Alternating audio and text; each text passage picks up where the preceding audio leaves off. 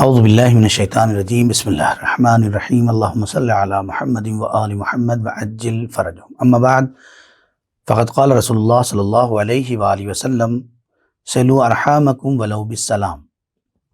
ناظرین کرام، السلام علیکم ورحمۃ اللہ۔ آج کی گفتگو انشاءاللہ صلہ رحم کے سلسلے میں ہوگی، جو درس اخلاق کے حوالے سے آپ کی خدمت میں پیش کرنا ہے۔ ہمارے معاشرے میں جو ہے وہ ایک بہت بڑی مصیبت ہے، وہ یہ ہے کہ انسان سیلفش ہوتا جا رہا ہے، یعنی صرف اپنے بارے میں سوچتا ہے، دوسروں کا کوئی خیال نہیں رکھتا، جبکہ ہمارا دین، ہمارا مذہب، ہمارا اسلام یہ اجتماعی چیزوں کو زیادہ پسند کرتا ہے۔ ایک انسان معاشرے میں کیسے زندگی گزارتا ہے، اس کی طرف توجہ زیادہ ہے۔ اسی لیے اگر آپ اسلام کے دامن میں دیکھیں گے تو اجتماعی پروگرام کی اسلام نے زیادہ تائید کی ہے۔ آپ نماز جماعت کو دیکھ لیں، جتنے بھی صیغے استعمال کیے ہیں سب میں جو ہے وہ جمع کے صیغے استعمال کیے گئے ہیں۔ السلام علینا آخر میں سلام میں، اسی طرح سے جہاں جہاں بھی آپ دیکھیں، دوسری عبادات کو جمعے کا مسئلہ ہو، اگر 5 نفر سے کم ہو تو جمعہ ہی نہیں ہو سکتا۔ حج کے مسئلے میں دیکھ لیں آپ کہ حج میں جا کے اجتماعی طور پہ آپ جائیں اور جا کے وہاں سب مل کے طواف کریں، یعنی ایک معاشرتی تشکیلی زندگی ہے جو اسلام ہمیں دینا چاہ رہا ہے۔ اور ان میں سے ایک جو خاص پوائنٹ ہے جو ایک دوسرے کو دل سے دل کو جوڑتا ہے، ایک دوسرے کے دل کو دل سے جوڑتا ہے، ایک دوسرے کو قریب کرتا ہے، ایک دوسرے میں محبت اور انس پیدا کرتا ہے، وہ کیا ہے؟ صلہ رحم ہے۔ صلہ رحم کیسے کیا جائے، کہاں سے اسٹارٹ کیا جائے؟ نبی کریم حضرت محمد مصطفیٰ صلی اللہ علیہ وآلہ وسلم ارشاد فرماتے ہیں، صلوا ارحامکم، دیکھو اپنے قرابت داروں کے ساتھ صلہ رحم کرو۔ کس حد تک؟ ولو بالسلام، اگر سب سے ادنا مقام صلہ رحم کا کوئی تلاش کرتا ہے تو کیا ہے؟ کہ انسان سلام کرے۔ آپ سے وہ بولتے ہیں، نہیں بولتے، کوئی مسئلہ نہیں۔ آپ کو چاہتے ہیں، نہیں چاہتے ہیں، کوئی مسئلہ نہیں۔ آپ سے محبت کرتے ہیں، نہیں کرتے ہیں، کوئی مسئلہ نہیں۔ لیکن آپ اپنی تربیت کو کیسے بھلا دیں؟ دین نے جو آپ کو تربیت دی ہے اس تربیت کو کیسے؟ تو نبی کریم فرماتے ہیں سب سے چھوٹا صلہ رحم، سب سے ادنا، سب سے کم صلہ رحم یہ ہے کہ انسان اپنے قرابت داروں کو سلام سے یاد کرے، یعنی جب بھی ملے سلام علیکم کرے۔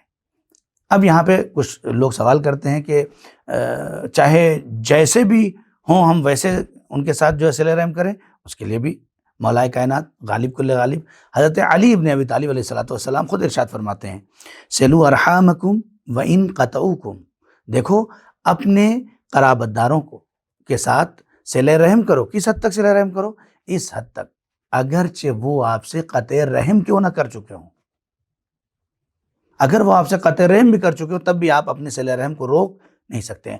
تمام روایات، یہ تو میں 2 روایت پڑھ چکا ہوں، اگر آپ دیکھیں گے تو روایت کا ماخذ یہ ہے کہ تمام روایات میں یہ ملتا ہے کہ انسان جس حد تک اپنے قرابت داروں سے قربت حاصل کر سکتا ہے، اگرچہ سامنے والا منہ موڑ رہا ہو، لیکن اپنی طرف سے کوئی رکاوٹ کا ذریعہ قرار نہ دے۔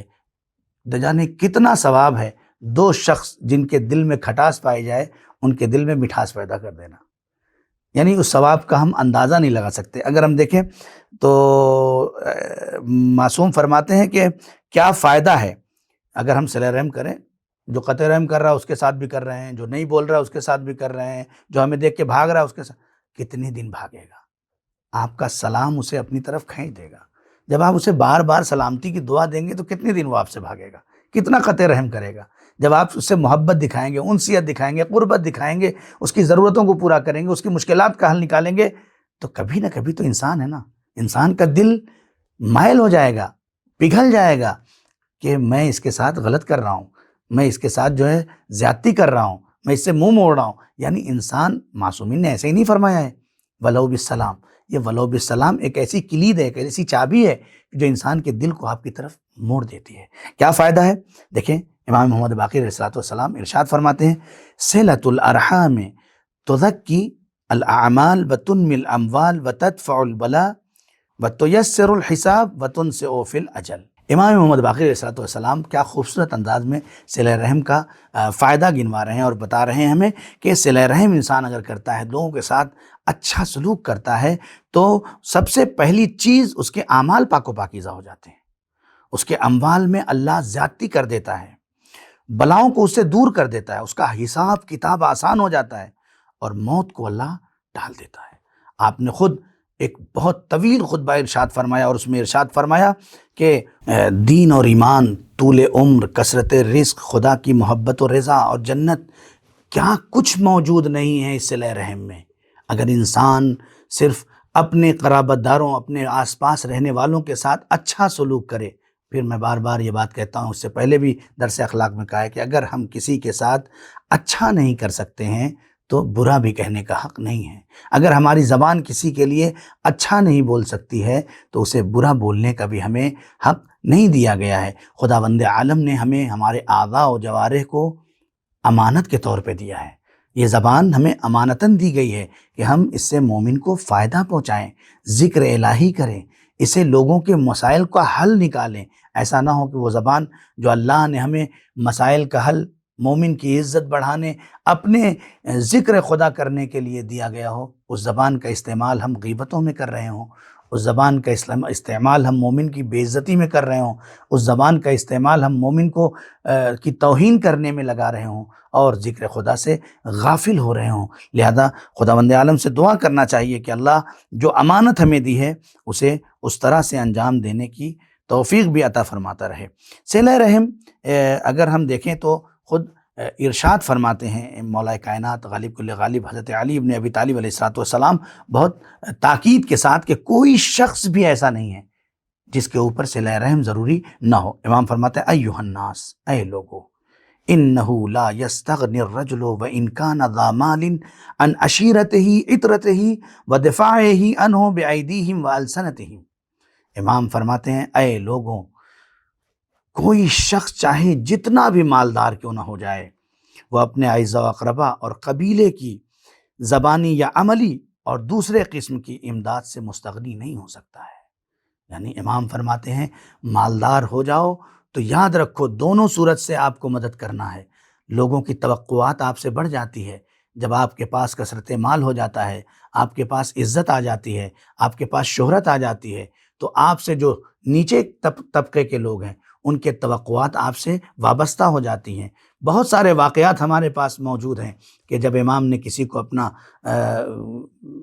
کسی شہر میں بھیجا کہ جا کے وہاں خدمت کرو لوگوں کی، اور افراد آئے اور آنے کے بعد بہت دیر تک کھڑے رہے اور چلے گئے، اور وہ شخص جب امام سے ملنے کے لیے اس زمانے میں امام کے دروازے پہنچا تو امام نے اس سے ملنا ترک کر دیا، نہیں ملے۔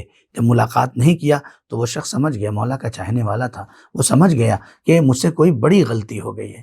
پھر امام سے بہرحال کسی صورت سے جا کے معذرت کے ساتھ ملاقات کی۔ امام نے فرمایا کہ میں نے تمہیں لوگوں کی ضرورتوں کو پورا کرنے کے لیے وہاں بھیجا تھا، میرے چاہنے والے تمہارے دروازے پہ کھڑے رہے اور تم سے ملاقات بھی نہ کر سکے۔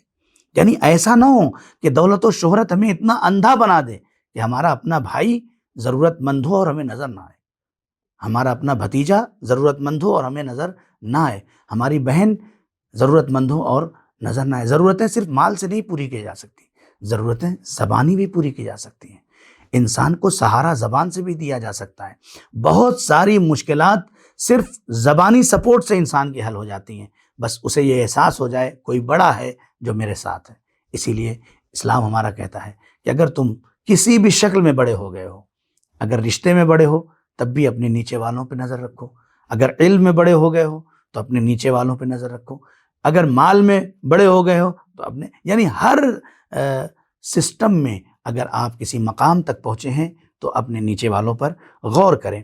دوسری حدیث میں دیکھیں کہ امام خود فرماتے ہیں اسی طرح سے کہ الا لا يعدلن احدكم عن القرابة يرى بها الخساسة ان يسدها بالذي لا يزيده ان امسكه ولا ينقصه ان اهلكه ومن يقبض يده عن عشيرته۔ آگاہ ہو جاؤ، خبردار ہو جاؤ کہ تم میں سے کوئی شخص بھی اپنے اقربا کو محتاج دیکھ کر اس مال سے ان کی حاجت براری کرنے سے گریز نہ کرے، جو باقی رہ جائے تو بڑھ نہیں جائے گا، اور اگر خرچ کر دیا جائے تو کم نہیں ہو جائے گا۔ مولا نے یہاں پہ ابھی ہمیں متوجہ کیا ہے کہ یاد رکھو اگر تم نے کسی کی ضرورت پوری کرنے کے لیے مال خرچ کر دیا ہے تو کم نہیں ہو سکتا ہے، اور اگر باقی رکھ دیا ہے تو بڑھ نہیں سکتا ہے۔ اگر چاہتے ہو کہ مال میں اضافہ ہو تو لوگوں کی ضرورتوں کو پورا کرو۔ بہت جلدی بات کو تمام کر دوں کہ صلہ رحم انسان کو شروع کرنا چاہیے اپنے گھر کے اندر سے۔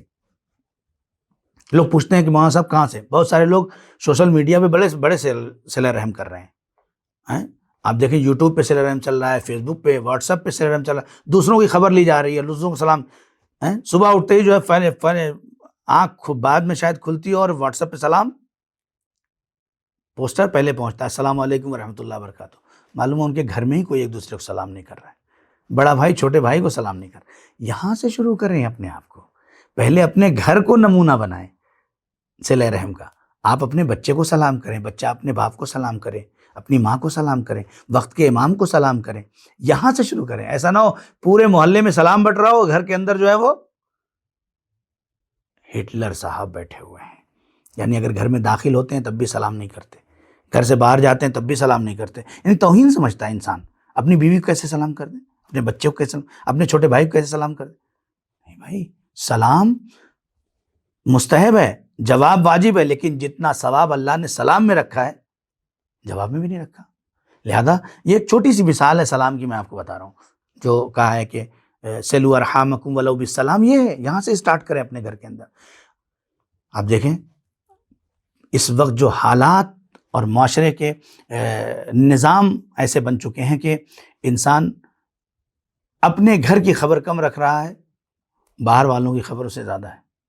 صبح سے لے کے شام تک لگے ہوئے ہیں، ان کے یہاں کیا ہو رہا ہے، ان کے یہاں کیا ہو رہا ہے، ان کے یہاں کیا ہو رہا ہے، اور اپنے گھر کی خبر ہی نہیں، گھر کے اندر کیا ہو رہا ہے اس کی توجہ نہیں ہے۔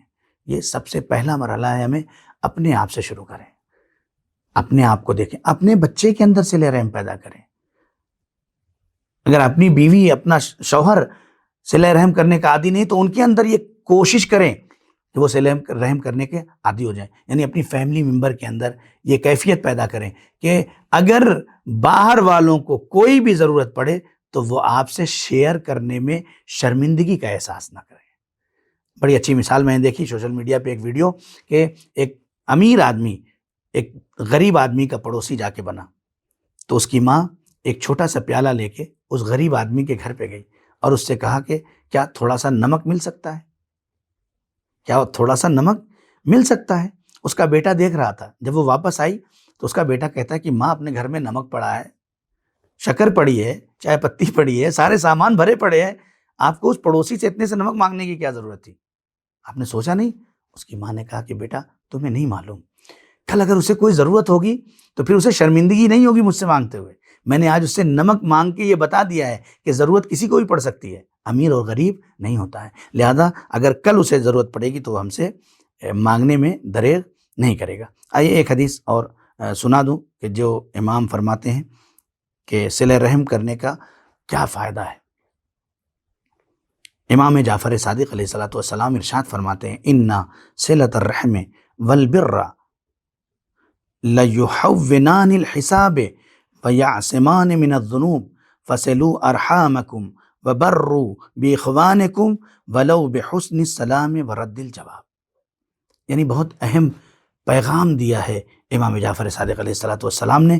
امام فرماتے ہیں صلہ رحم اور نیک برتاؤ جو سب سے چھوٹا اس کا فائدہ وہ یہ ہے کہ انسان کا حساب آسان ہو جاتا ہے، خداوند عالم حساب و کتاب میں آسانی پیدا کر دیتا ہے، یعنی آپ دوسروں کی زندگیوں میں آسانی فراہم کریں، اللہ آپ کے حساب و کتاب میں آسانی فراہم کر دیتے ہیں۔ اور گناہوں کو انسان کیا ہے، گناہوں سے اللہ محفوظ کر دیتا ہے۔ لہذا امام فرماتے ہیں لہذا اپنے اعزاء اور اقربا کے ساتھ صلہ رحم کرو اور اپنے بھائیوں کے ساتھ نیک برتاؤ کرو، چاہے اچھے انداز میں سلام کر کے یا اس کا جواب دے کر ہی کیوں نہ یہ کیا جائے۔ یعنی معصوم صلہ رحم کا ادنا ترین مقام یہ بتاتے ہیں کہ تم اپنے گھر کے اندر یہ ماحول پیدا کر دو، یا تو خود سلام کر دو یا اگر وہ سلام کرتے ہیں تو کم سے کم ان کا صحیح جواب دے کر، یعنی ان کی سلامتی کی دعا کر کے صلہ رحم کو اپنے معاشرے میں پھیلاؤ۔ آج کے لیے یہاں تک کافی ہے۔ دعا کرتے ہیں پروردگار عالم سے میرے اللہ ہم سب کو توفیق عطا فرما کہ ہم زیادہ سے زیادہ اپنی فیملی میں صلہ رحم، اپنے پڑوسیوں میں اور اپنے معاشرے میں صلہ رحم پھیلانے کی کوشش کر سکیں اور اس میں کامیابی عطا فرمائیں۔ التماس دعا. خدا حافظ. فی امان اللہ.